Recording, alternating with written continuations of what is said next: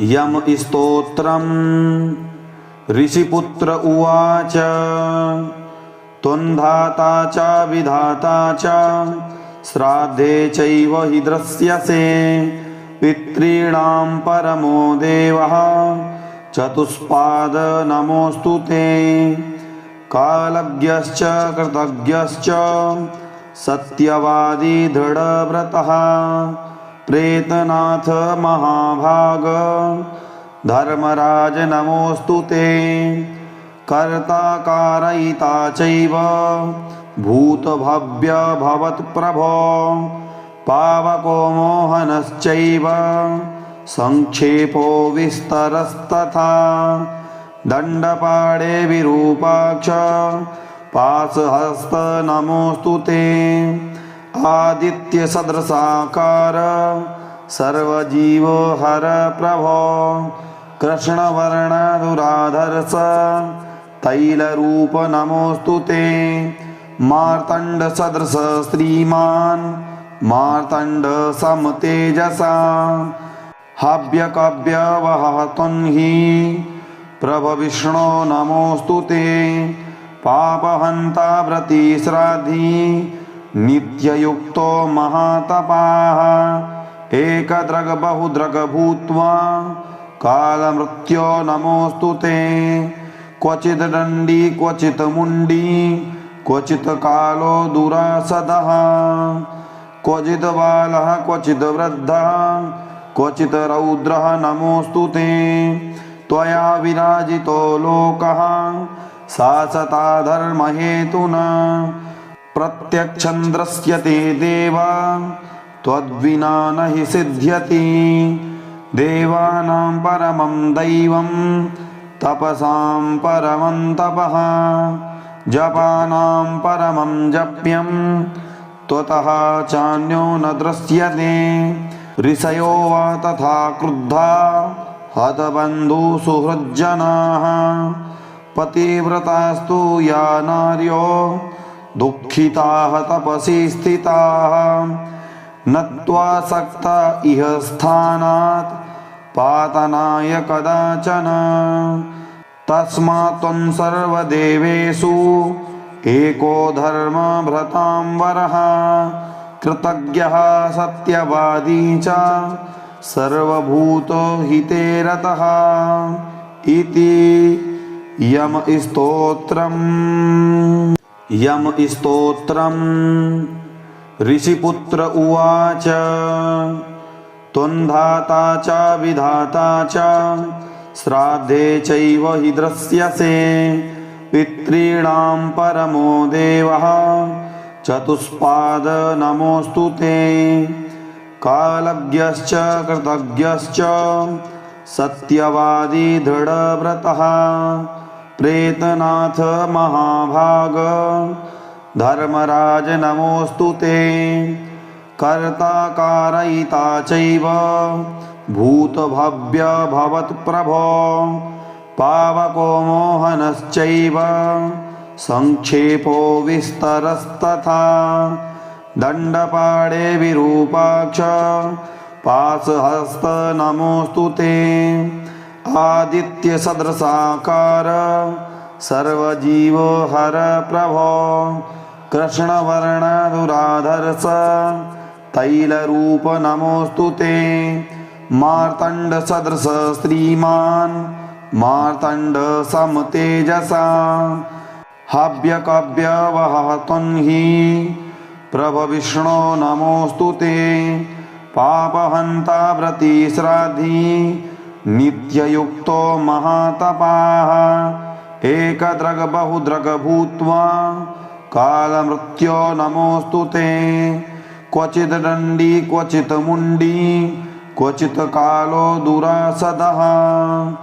क्वचित् बालः क्वचित् वृद्धः क्वचित् रौद्रः नमोऽस्तु ते त्वया विराजितो लोकः शासता धर्महेतुना प्रत्यक्षं दृश्यते देव त्वद्विना न हि सिद्ध्यति देवानां परमं दैवं तपसां परमं तपः जपानां परमं जप्यं त्वतः चान्यो न दृश्यते। ऋषयो वा तथा क्रुद्धा हतबन्धुसुहृज्जनाः पतिव्रतास्तु या नार्यो दुःखिताः तपसि स्थिताः नत्वा सक्ता इह स्थानात् पातनाय कदाचन। तस्मात् त्वं सर्वदेवेषु एको धर्मभृतां वरः कृतज्ञः सत्यवादी च सर्वभूतहिते रतः इति यम स्तोत्रम्। ऋषिपुत्र उवाच त्वन्धाता च विधाता च श्राद्धे चैव हि दृश्यसे पितॄणां परमो देवः चतुष्पाद नमोऽस्तु ते। कालज्ञश्च कृतज्ञश्च सत्यवादी दृढव्रतः प्रेतनाथ महाभाग धर्मराज नमोऽस्तु ते। कर्ता कारयिता चैव भूतभव्य भवत्प्रभो पावको मोहनश्चैव संक्षेपो विस्तरस्तथा दण्डपाणे विरूपाक्ष पाशहस्त नमोऽस्तु ते। आदित्यसदृशाकार सर्वजीवहर प्रभो कृष्णवर्णदुराधर्ष तैलरूप नमोऽस्तु ते। मार्तण्डसदृश श्रीमान् मार्तण्ड समतेजसा हव्यकव्यवहः त्वं हि प्रभविष्णो नमोऽस्तु ते। पापहन्ता व्रतिश्राद्धि नित्ययुक्तो महातपाः एकदृग् बहुदृग् भूत्वा कालमृत्यो नमोऽस्तु ते। क्वचित् दण्डी क्वचित् मुण्डी क्वचित् कालो दुरासदः क्वचित् बालः क्वचित् वृद्धः क्वचित् रौद्रः नमोऽस्तु ते। त्वया विराजितो लोकः शासता धर्महेतुना प्रत्यक्षं दृश्यते देव त्वद्विना न हि सिद्ध्यति। देवानां परमं दैवं तपसां परमं तपः जपानां परमं जप्यं त्वतः चान्यो न दृश्यते। ऋषयो वा तथा क्रुद्धा हतबन्धुसुहृज्जनाः पतिव्रतास्तु या नार्यो दुःखिताः तपसि स्थिताः नत्वा सक्ता इह स्थानात् पातनाय कदाचन। तस्मात् त्वं सर्वदेवेषु एको धर्मभृतां वरः कृतज्ञः सत्यवादी च सर्वभूतहिते रतः इति यम स्तोत्रम्। ऋषिपुत्र उवाच त्वन्धाता च विधाता च श्राद्धे चैव हि दृश्यसे पितॄणां परमो देवः चतुष्पाद नमोऽस्तु ते। कालज्ञश्च कृतज्ञश्च सत्यवादी दृढव्रतः प्रेतनाथ महाभाग धर्मराज नमोऽस्तु ते। कर्ता कारयिता चैव भूतभव्य भवत्प्रभो पावको मोहनश्चैव संक्षेपो विस्तरस्तथा दण्डपाणे विरूपाक्ष पाशहस्त नमोऽस्तु ते। आदित्यसदृशाकार सर्वजीवहर प्रभो कृष्णवर्णदुराधर्ष तैलरूप नमोऽस्तु ते। मार्तण्डसदृश श्रीमान् मार्तण्ड समतेजसा हव्यकव्यवहः त्वं हि प्रभविष्णो नमोऽस्तु ते। पापहन्ता व्रतिश्राद्धि नित्ययुक्तो महातपाः एकदृग् बहुदृग् भूत्वा कालमृत्यो नमोऽस्तु ते। क्वचित् दण्डी क्वचित् मुण्डी क्वचित् कालो दुरासदः क्वचित् बालः क्वचित् वृद्धः क्वचित् रौद्रः नमोऽस्तु ते। त्वया विराजितो लोकः शासता धर्महेतुना प्रत्यक्षं दृश्यते देव त्वद्विना न हि सिद्ध्यति। देवानां परमं दैवं तपसां परमं तपः जपानां परमं जप्यं त्वतः चान्यो न दृश्यते। ऋषयो वा तथा क्रुद्धा हतबन्धुसुहृज्जनाः पतिव्रतास्तु या नार्यो दुःखिताः तपसि स्थिताः नत्वासक्ता इह स्थानात् पातनाय कदाचन। तस्मात् त्वं सर्वदेवेषु एको धर्मभृतां वरः कृतज्ञः सत्यवादी च सर्वभूतहिते रतः इति यम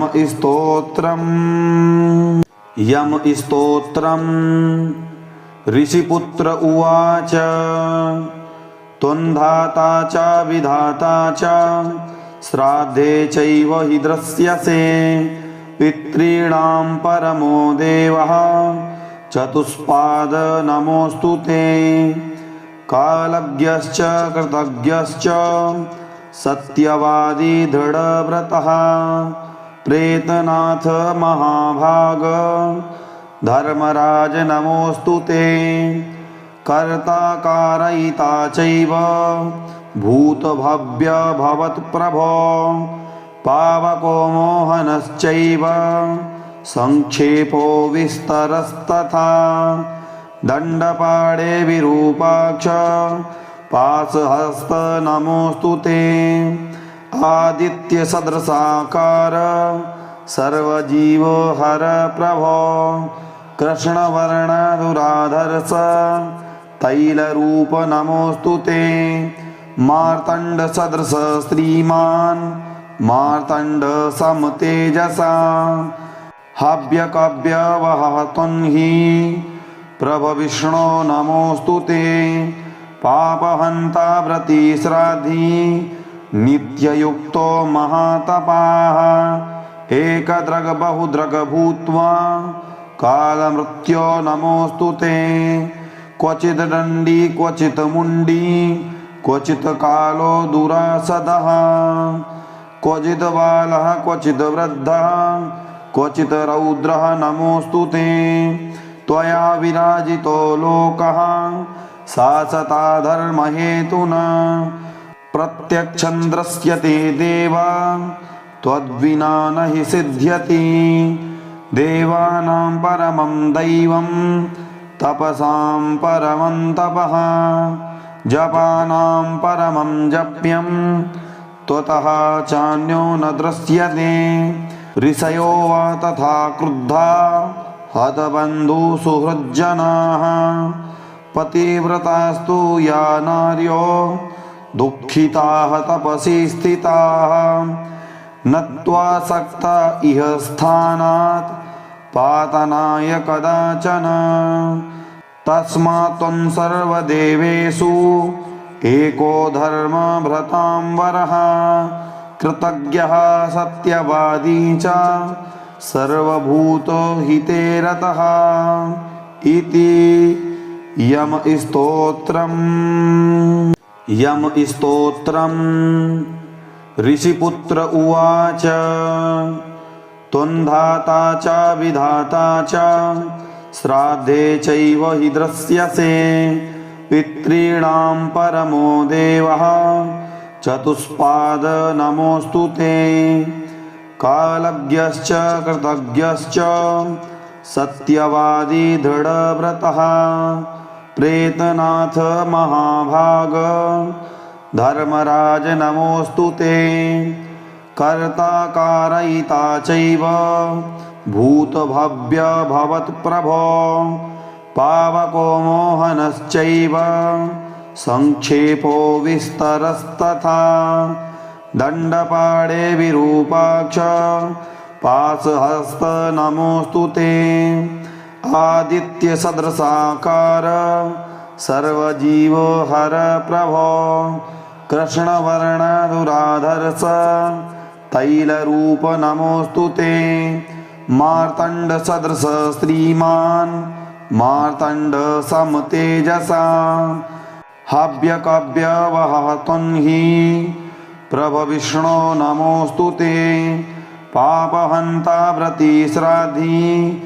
नित्ययुक्तो महातपाः एकदृग् बहुदृग् भूत्वा कालमृत्यो नमोऽस्तु ते क्वचित् दण्डी क्वचित् मुण्डी क्वचित् कालो दुरासदः क्वचित् बालः क्वचित् वृद्धः क्वचित् रौद्रः नमोऽस्तु ते त्वया विराजितो लोकः शासता धर्महेतुना प्रत्यक्षं दृश्यते देवा त्वद्विना न हि सिद्ध्यति देवानां परमं दैवं तपसां परमं तपः जपानां परमं जप्यं त्वतः चान्यो न दृश्यते ऋषयो वा तथा क्रुद्धा हतबन्धुसुहृज्जनाः पतिव्रतास्तु या नार्यो दुःखिताः तपसि स्थिताः नत्वासक्ता इह स्थानात् पातनाय कदाचन तस्मात् त्वं सर्वदेवेषु एको धर्मभृतां वरः कृतज्ञः सत्यवादी च सर्वभूतहिते रतः इति यम स्तोत्रम् ऋषिपुत्र उवाच त्वन्धाता च विधाता च श्राद्धे चैव हि दृश्यसे पितॄणां परमो देवः चतुष्पाद नमोऽस्तु ते कालज्ञश्च कृतज्ञश्च सत्यवादी दृढव्रतः प्रेतनाथ महाभाग धर्मराज नमोऽस्तु ते कर्ता कारयिता चैव भूतभव्य भवत्प्रभो पावको मोहनश्चैव संक्षेपो विस्तरस्तथा दण्डपाणे विरूपाक्ष पाशहस्त नमोऽस्तु ते आदित्यसदृशाकार सर्वजीवहर प्रभो कृष्णवर्णदुराधर्ष तैलरूप नमोऽस्तु ते मार्तण्डसदृश श्रीमान् मार्तण्ड समतेजसा हव्यकव्यवहः त्वन्हि प्रभविष्णो नमोऽस्तु ते पापहन्ता व्रतिश्राद्धि नित्ययुक्तो महातपाः एकदृग् बहुदृग् भूत्वा कालमृत्यो नमोऽस्तु ते क्वचित् दण्डी क्वचित् मुण्डी क्वचित् कालो दुरासदः क्वचित् बालः क्वचित् वृद्धः क्वचित् रौद्रः नमोऽस्तु ते त्वया विराजितो लोकः शासता धर्महेतुना प्रत्यक्षं दृश्यते देवा त्वद्विना न हि सिद्ध्यति देवानां परमं दैवं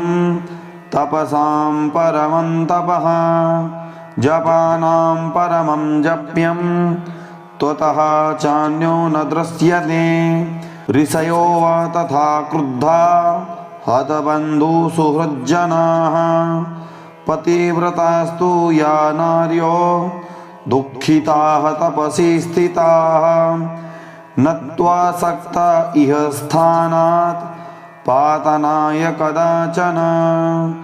तस्मात् त्वं सर्वदेवेषु एको धर्मभृतां वरः कृतज्ञः सत्यवादी च सर्वभूतहिते रतः इति यम स्तोत्रम् ऋषिपुत्र उवाच त्वन्धाता च विधाता च श्राद्धे चैव हि दृश्यसे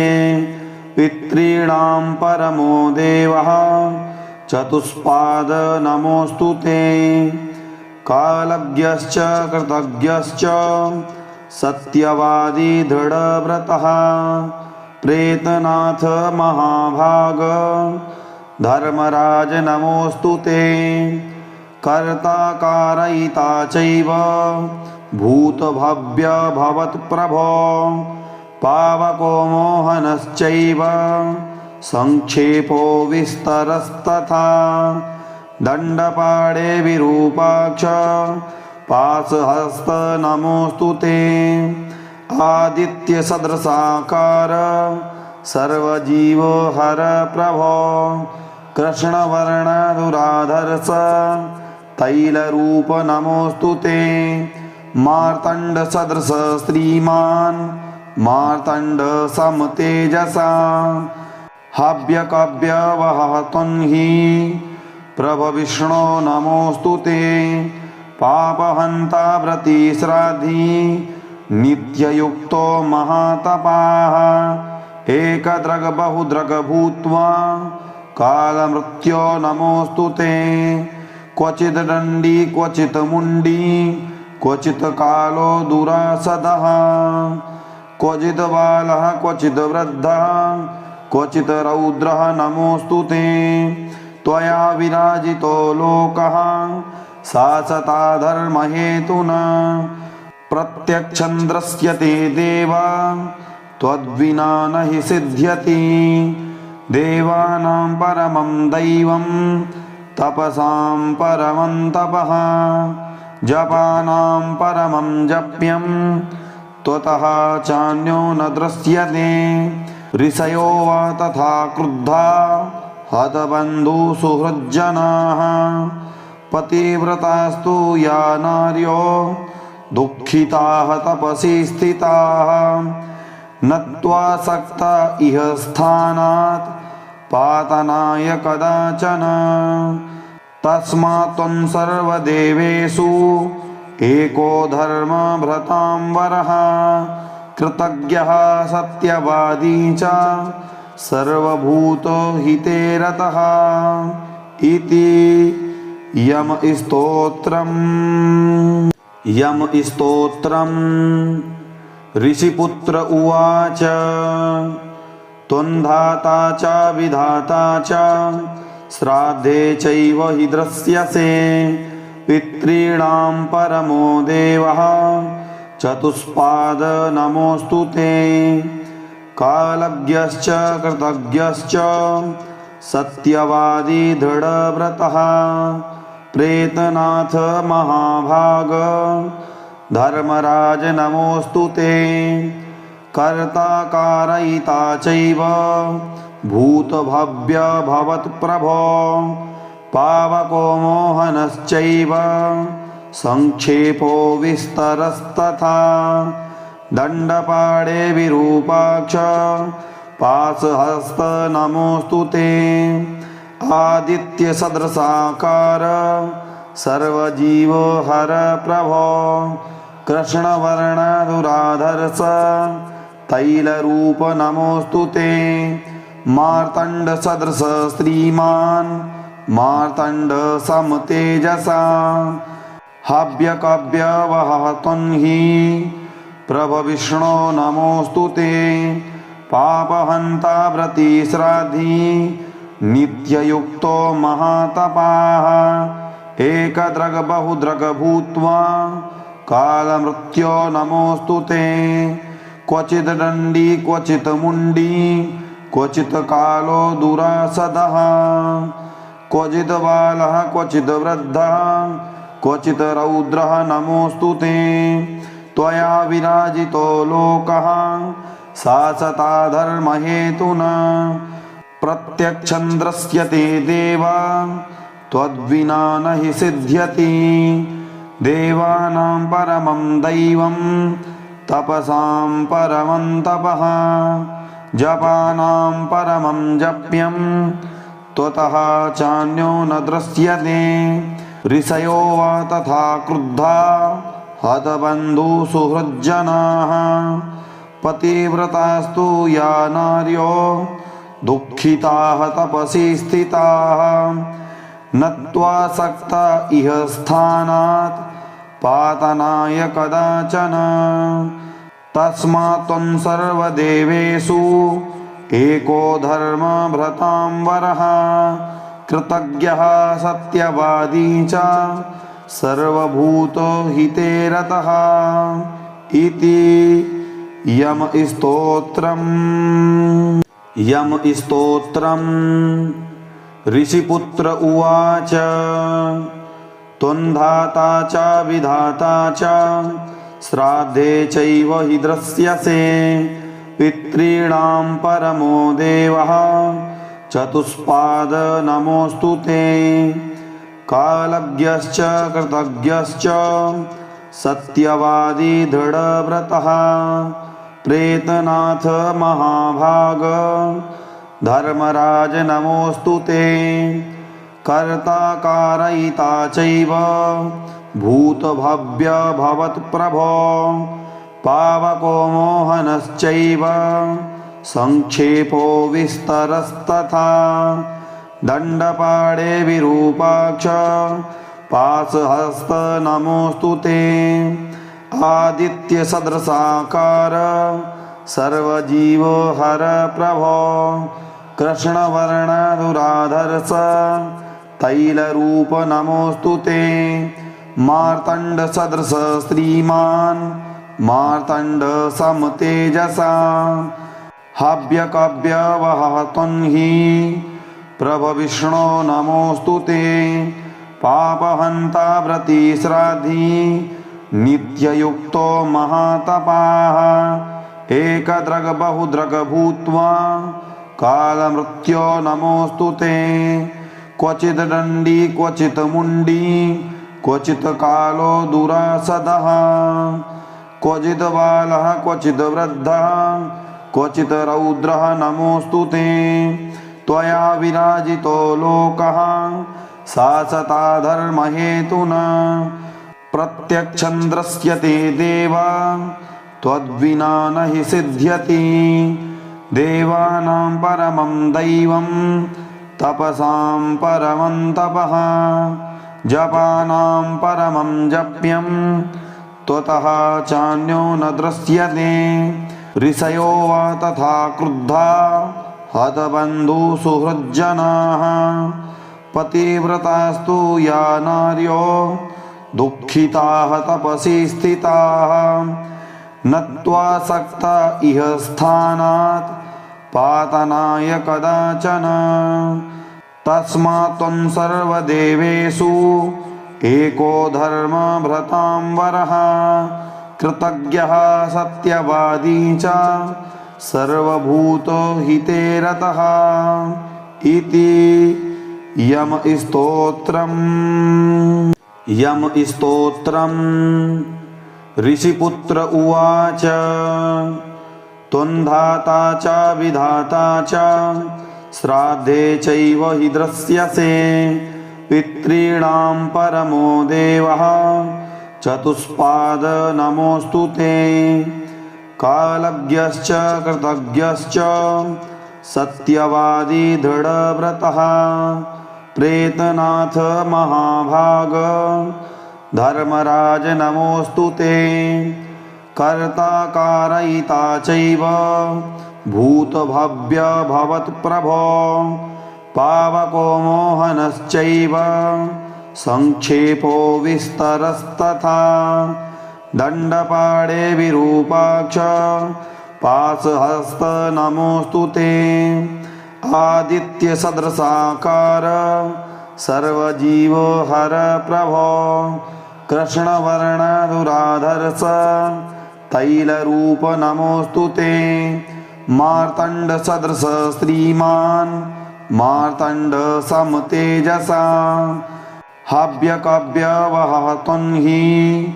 प्रभविष्णो नमोऽस्तु ते पापहन्ता व्रतिश्राद्धि नित्ययुक्तो महातपाः एकदृग् बहुदृग् भूत्वा कालमृत्यो नमोऽस्तु ते क्वचित् दण्डी क्वचित् मुण्डी क्वचित् कालो दुरासदः क्वचित् बालः क्वचित् वृद्धः क्वचित् रौद्रः नमोऽस्तु ते त्वया विराजितो लोकः शासता धर्महेतुना प्रत्यक्षं दृश्यते देव त्वद्विना न हि सिद्ध्यति देवानां परमं दैवं तपसां परमं तपः जपानां परमं जप्यं त्वतः चान्यो न दृश्यते ऋषयो वा तथा क्रुद्धा हतबन्धुसुहृज्जनाः पतिव्रतास्तु या नार्यो दुःखिताः तपसि स्थिताः